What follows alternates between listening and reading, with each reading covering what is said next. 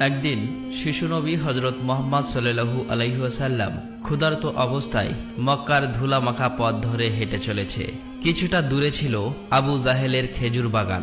আবু জাহেল এক ইহুদি ব্যক্তিকে নিয়ে খেজুরগুলো একটি বস্তায় ভর্তি করছিল। শিশু নবী মোহাম্মদ সাল্লাল্লাহু আলাইহি ওয়াসাল্লাম তখন ক্ষুধার্ত ছিল, তাই ক্ষুধা নিবারণের জন্য দুটি খেজুরের আশায় আবু জাহেলের খেজুর বাগানের দিকে যেতে লাগলো। শিশু নবী মোহাম্মদ সাল্লাল্লাহু আলাইহি ওয়াসাল্লাম ধীরে ধীরে সেই খেজুর বাগানে হাজির হলেন এবং আবু জাহেলকে সালাম দিয়ে বিনয়ের সঙ্গে বললেন, চাচা যান, আমার খুব ক্ষুধা পেয়েছে, আমাকে দুটি খেজুর দিতে পারবেন? তখন আবু জাহেল তাচ্ছিল্য ভরা চোখে তাকিয়ে বলল, হে মোহাম্মদ, তোমাকে খেজুর দিতে পারি, কিন্তু একটি শর্ত আছে। ওই যে ব্যক্তিটি দাঁড়িয়ে আছে তার কাছে বস্তা আছে, ওইগুলো তুমি মাথায় করে নিয়ে আমার বাড়িতে দিয়ে আসো, তাহলে তুমি খেজুর পাবে। তখন শিশু নবী সাথে সাথে ওই ইহুদি ব্যক্তির কাছে চলে গেলেন। ইহুদি লোকটি তাকে অবাক হয়ে দেখে বললেন, হে বালক মোহাম্মদ, তুমি কি জন্য এসেছো? শিশু নবী মোহাম্মদ সাল্লাল্লাহু আলাইহি ওয়াসাল্লাম বললেন, আমি এই বস্তা মাথায় করে নিয়ে যাব। ইহুদি ব্যক্তিটি বললেন, এই ছোট্ট বয়সে তুমি কি এই বস্তায় নিয়ে যেতে পারবে? শিশু নবী বললেন, নিশ্চয়ই পারবো। অতঃপর শিশু মোহাম্মদ সাল্লাল্লাহু আলাইহি ওয়াসাল্লাম ধুলিমাখা শরীরে মাথায় বিশাল বস্তা নিয়ে হেঁটে চললেন। ছোট্ট ছোট্ট পা, ক্লান্ত দেহ, কিন্তু চেহারায় এক অপার্থিব শান্তি। এবং তার পিছু চলেছে আবু জাহেল এবং সেই ইহুদি ব্যক্তি। কিছুক্ষণ পর সেই বস্তা আবু জাহেলের বাড়ির সামনে এসে রাখলেন। তখন ইহুদি ব্যক্তি এই বস্তা নিয়ে বাড়ির ভিতরের কোণে রেখে দিলেন। তারপর শিশু নবী হযরত মুহাম্মদ সাল্লাল্লাহু আলাইহি ওয়াসাল্লাম বললেন, চাচা যান, আমাকে খেজুর দেবেন না? তখন আবু জাহেল মাত্র একটি খেজুর দিলেন। তখন শিশু নবী হযরত মুহাম্মদ সাল্লাল্লাহু আলাইহি ওয়াসাল্লাম বললেন, চাচা যান, আর একটি খেজুর দেবেন না? এই নির্দোষ চাওয়াই যেন আবু জাহেলের আগুনে ঘি ঢেলে দিল। সে রেগে গিয়ে হঠাৎ করে একটি প্রচণ্ড থাপ্পড় মারল শিশু মুহাম্মদ সাল্লাল্লাহু আলাইহি ওয়াসাল্লামের গালে। সঙ্গে সঙ্গে সূর্য যেন হঠাৎ ডুবে গেল, আকাশ কেঁদে উঠল, বাতাস স্তব্ধ হয়ে গেল, পাহাড় পর্বত যেন অশ্রু ঝরালো। যে একটি নিষ্পাপ শিশুর উপর এমন অন্যায়! নিষ্ঠুর আবু জাহেল হাসতে হাসতে ঘরে প্রবেশ করল। ঠিক তখনই ঘটল এক অলৌকিক ঘটনা। খেজুর ভর্তি বস্তার মুখ খুলতেই আবু জাহেল হতবাক হয়ে গেলেন। আবু জাহেল দেখল বস্তার সমস্ত খেজুরগুলো ছোট ছোট পাথর হয়ে গেছে। চোখের সামনে এমন অলৌকিক ঘটনা দেখার পর সেই ইহুদি বিস্ময়ে হতবাক হয়ে গেল। এই দৃশ্য দেখে সেই ইহুদি ব্যক্তি থমকে দাঁড়ালেন। এমন অলৌকিক ঘটনার কথা জানানোর জন্য ইহুদি ব্যক্তিটি দ্রুত তাদের নেতার কাছে ছুটে গেল। কিন্তু নিষ্ঠুর অত্যাচারী আবু জাহেল তখন ঘর থেকে বের হয়ে এলো এবং কটাক্ষ করে বললেন, হে মোহাম্মদ, তুমি তো বড় জাদুঘর, আমার খেজুরগুলো জাদু করে পাথর করে দিয়েছ। শিশু নবী মুহাম্মদ সাল্লাল্লাহু আলাইহি ওয়াসাল্লাম নরম কণ্ঠে মাথা নিচু করে বললেন, চাচা যান, আমি কিছুই জানি না। এই কথা বলতেই নিষ্ঠুর আবু জাহেল আর একটা চড় মারলেন। চড়ের শব্দে যেন আবারও আকাশ কেঁপে উঠল, পাহাড় স্তব্ধ হয়ে গেল, আর শিশুটির চোখে জমে উঠল এক বিন্দু অশ্রু। কিন্তু কি আশ্চর্য, শিশু মোহাম্মদ শুধু এতটুকুই বললেন, চাচা যান, আপনার হাতে ব্যথা লাগেনি তো? আহা, কি মমতা, কি সহমর্মিতা! নিজে চড় খেলেন, অথচ চিন্তা করলেন চড় মারা মানুষের ব্যথার কথা। অতঃপর শিশু নবী সেই ব্যথা আর অপমানের বোঝা নিয়ে বাড়ি ফিরলেন না। চুপচাপ চলে গেলেন পাহাড়ের কিনারায়, শুধু নিঃশব্দে দাঁড়িয়ে রইলেন। এই ঘটনা দেখে গাছগুলো, পাহাড়গুলো বলতে লাগলো, আহ আফসোস, যাকে না সৃষ্টি করলে এই জমিন, এই আসমান, এই পৃথিবী কিছুই সৃষ্টি হতো না। সেই মহান নবী আজ ক্ষুধার্ত, অপমানিত, অবহেলিত। কিন্তু তবুও পাষাণ্ড আবু জাহেলের হৃদয় এতটুকুও কাঁপল না, এক বিন্দু অনুতাপও তার চোখে এলো না।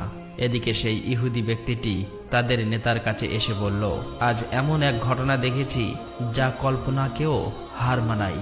আব্দুল্লাহর পুত্র শিশু মোহাম্মদের এমন ক্ষমতা আছে যা দুনিয়ার কারণেই। তাকে একটা চড় মারলে খেজুর সব পাথর হয়ে যায়। আচ্ছা, আপনি কি বলতে পারবেন এটা কি জাদু না অলৌকিক ক্ষমতা? তখন তাদের নেতা বললেন, আমরাও শুনেছি আমাদের ধর্মগ্রন্থ নাকি মুহাম্মাদের নাম আছে, সে হবে শ্রেষ্ঠ নবী এবং শেষ নবী। তবে তিনি কি এই মুহাম্মদ, এটা জানার জন্য আমাদের ধর্মগুরুর সান্নিধ্য প্রয়োজন। যদি এটা সত্য হয় তবে তাকে আমরা বাঁচাতে দেব না, এই পৃথিবী থেকে সরিয়ে দেব। তোমরাও যাও, আমাদের ধর্মগুরুর কানে এটি পৌঁছে দাও। তখন সেই ইহুদি ব্যক্তিটি আবারও আবু জাহেলের বাড়ির দিকে রওনা হলেন। যেতে যেতে সেই খেজুর বাগানের কাছে উপস্থিত হয়ে দেখলেন সমস্ত খেজুর গাছের খেজুর নেই, সব একেবারে পাথর হয়ে গেছে। এটা দেখে সেই ইহুদি ব্যক্তিটি হতভম্ব হয়ে গেলেন। তিনি আর এক মুহূর্ত দাঁড়ালেন না, খুব দ্রুত আবু জাহেলের বাড়ির দিকে রওনা হলেন। আবু জাহেলের বাড়িতে এসে বললেন, ভাই, আপনার খেজুর বাগানের সমস্ত খেজুরগুলো তো পাথরে পরিণত হয়ে গেছে। এখন এটাকে যদি ফিরিয়ে আনতে না পারেন তাহলে অনেক টাকা ক্ষতি হয়ে যাবে। এটাকে ফেরানোর একমাত্র পথ হলো শিশু মুহাম্মাদের কাছে ক্ষমা চাওয়া। কিন্তু আবু জাহেল ক্ষমা চাওয়ার পাত্র ছিল না। সে ছিল নিষ্ঠুর এবং অতি চালাক। তাই সে চালাকি করেই বলল, ঠিক আছে, চলো আমরা মুহাম্মাদের বাড়িতে গিয়ে দেখি। এই বলে তারা শিশু মুহাম্মদ সাল্লাল্লাহু আলাইহি ওয়াসাল্লামের বাড়ির দিকে রওনা হলেন। শিশু মুহাম্মদ সাল্লাল্লাহু আলাইহি ওয়াসাল্লাম থাকতেন চাচা আবু তালেবের সঙ্গে। চাচা আবু তালেব তখন ঘরে একা। কিছুক্ষণের মধ্যেই আবু জাহেল এসে হাজির হয়ে বললেন, হে আবু তালেব, শিশু মুহাম্মদ কোথা থেকে এমন জাদু শিখেছে? সে তো বড় জাদুঘর। সে আমার খেজুরগুলো সব পাথর করে দিয়েছে। কোথায় গিয়েছে তুমি কি খবর রাখো? তাকে তো খুঁজে পাওয়া যাচ্ছে না। দেখো কোন পাহাড়ের কিনারায় জঙ্গলের বাঘ ভাল্লুকে খেয়ে নিয়েছে কিনা। এই কথা শোনা মাত্রই চাচা আবু তালেব আর দেরি করলেন না, শিশু নবীকে খুঁজতে বার হলেন। এদিকে শিশু নবী হযরত মুহাম্মদ সাল্লাল্লাহু আলাইহি ওয়াসাল্লাম পাহাড়ের কিনারায় বসে কাঁদছে আর বলছে, আজ যদি আমার মা বাবা বেঁচে থাকতো আমার সাথে কেউ এরূপ ব্যবহার করতে পারত না। আমি আজ বড় একা। শিশু নবীর কান্না দেখে জঙ্গলের বাঘ ভাল্লুক হরিণ সেখানে আসলেন।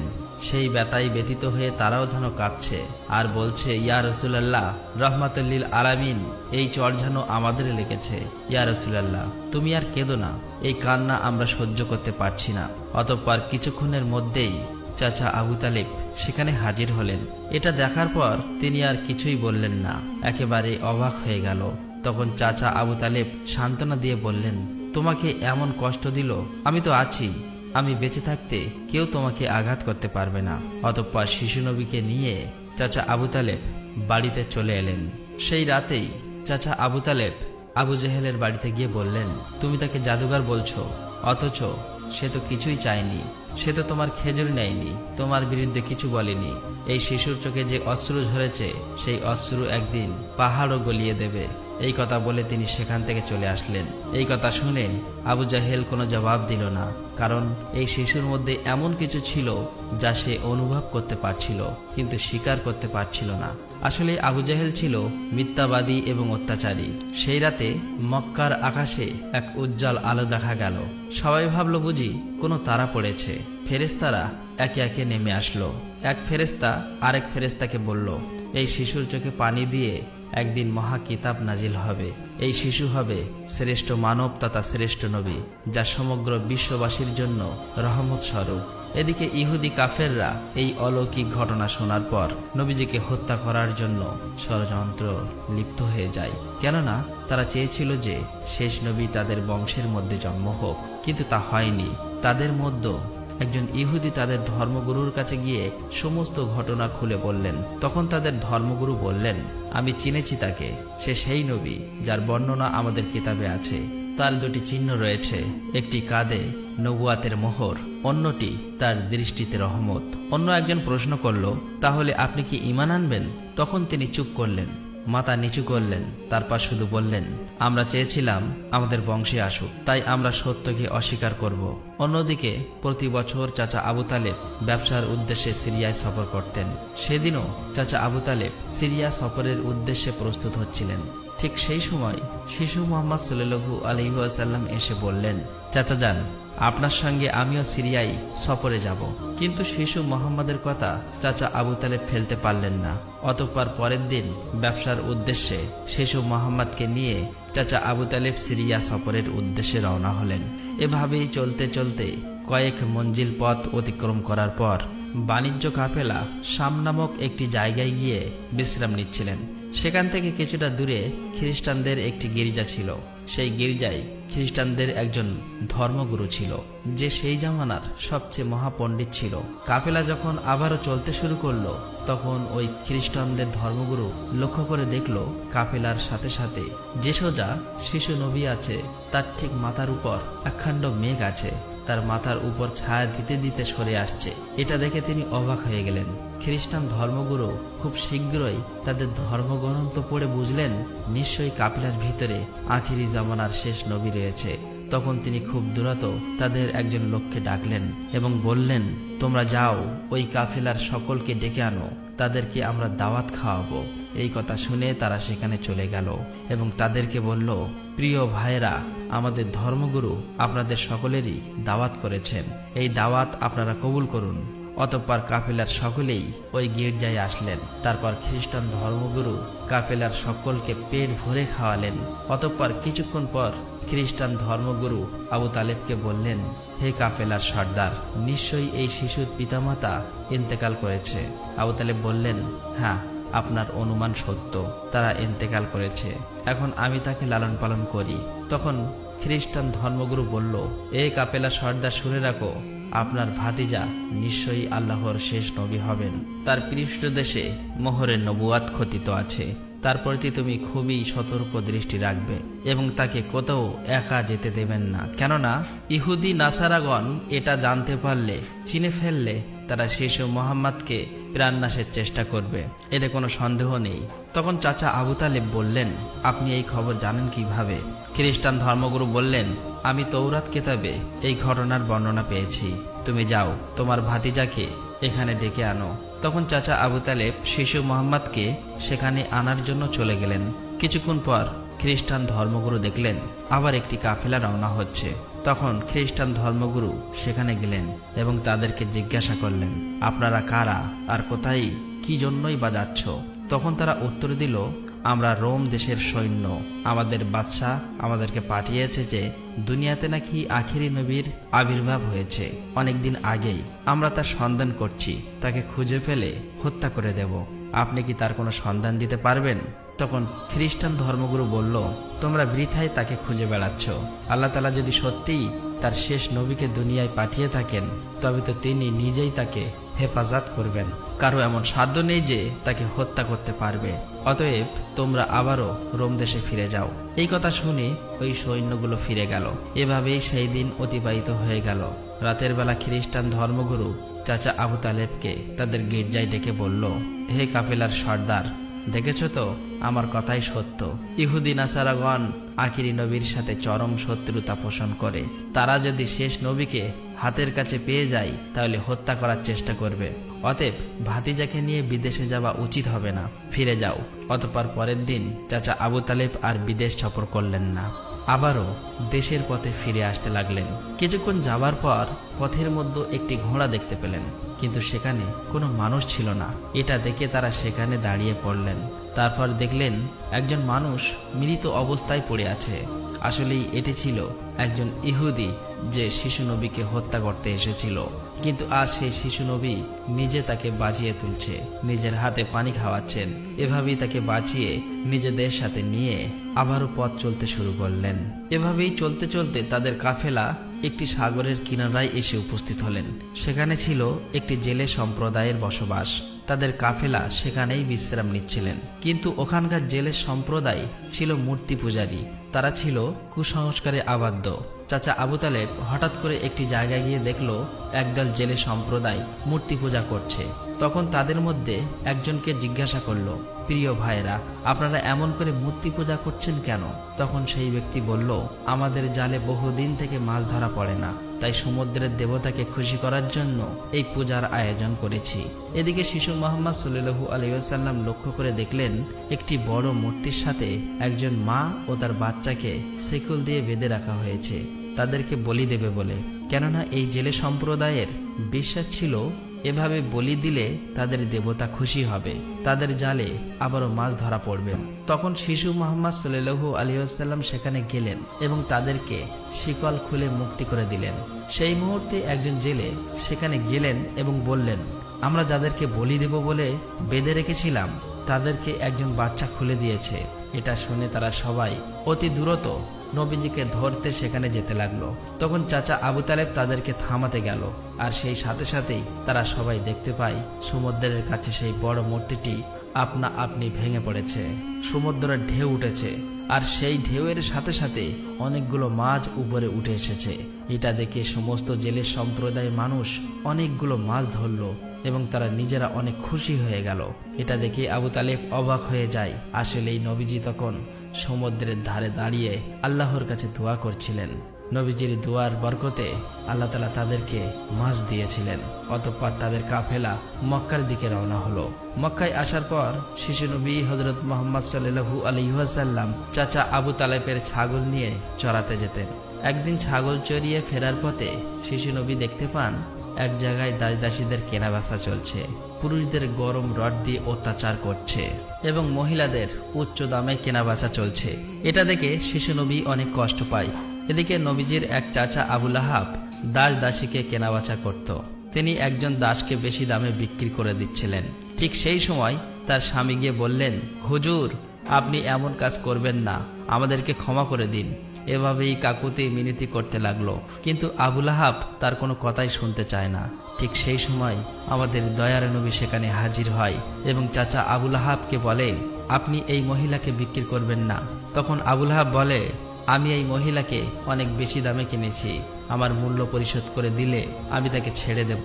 তখন শিশু নবী তার এই মূল্য পরিশোধ করে দিলেন, আর সেদিন সেই মহিলা নবীজির জন্য মুক্তি পেয়েছিলেন। অতঃপর সেই সময় মক্কায় বহুদিন ধরে বৃষ্টি হচ্ছিল না। মক্কায় বড় বড় নেতারা একত্রিত হয়ে বলতে লাগলো, মক্কায় বহুদিন ধরে বৃষ্টি হচ্ছে না, আমাদের বাচ্চারা মারা যাচ্ছে, পশু পাখি মারা যাচ্ছে।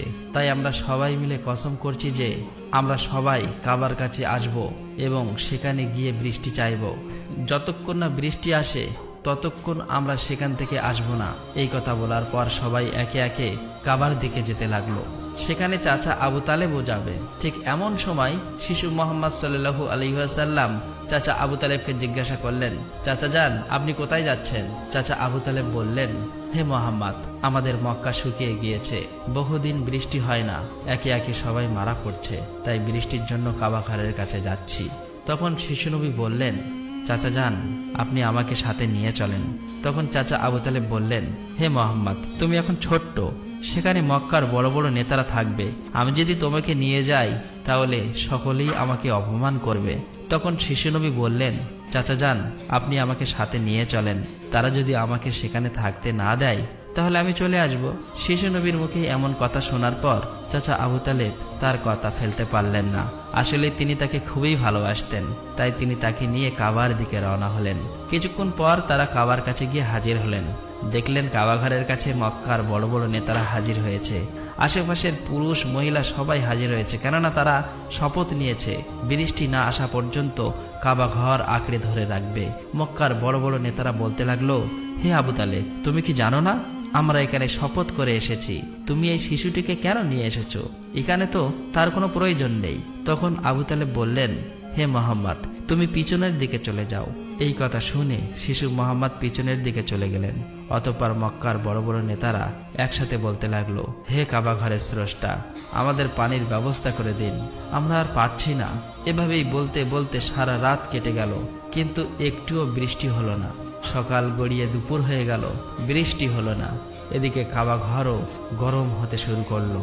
এর মাঝে তিনজন গরম সহ্য করতে না পেরে গরমে অজ্ঞান হয়ে গেল।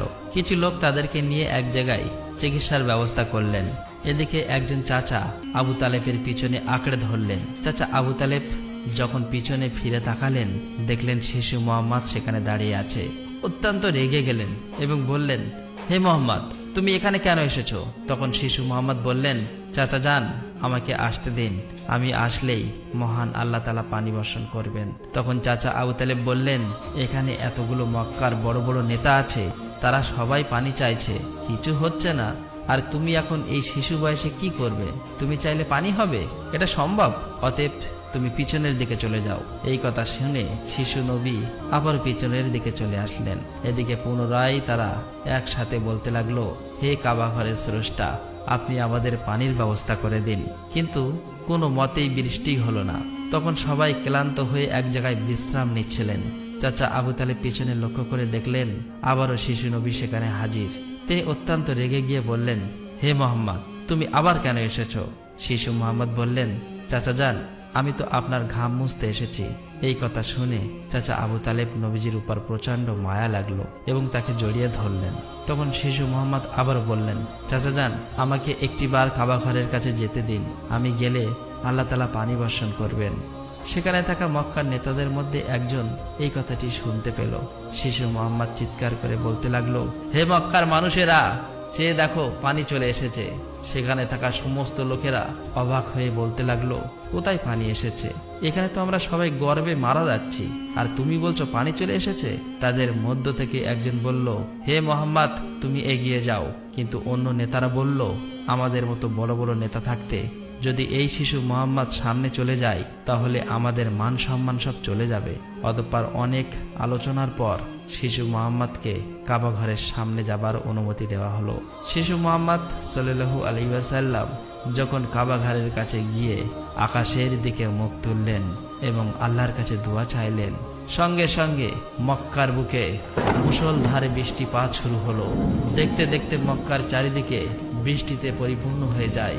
এটা দেখে মক্কার মানুষেরা খুবই খুশি হয়ে যায় এবং বৃষ্টিতে ভিজতে ভিজতে যে যার মতো তাদের বাড়ি চলে যায়। প্রিয় দর্শক, একবার ভেবে দেখুন, এই কাহিনীটি শুধু ইতিহাস নয়, এটা ভালোবাসা, কষ্টের আর তাকওয়ার এক জীবন্ত নিদর্শন। আমাদের দয়ার নবী, রহমতের নবী কতই না কষ্ট পেয়েছেন।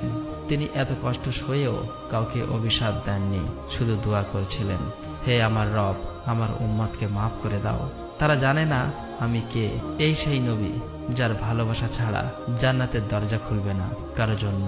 আর আজ আমরা এই যুগের মুসলিম কতটুকু কাঁদি তার জন্য, কতটুকু ভালোবাসি তাকে, কতটুকু তার সুন্নাহ আঁকড়ে ধরেছি।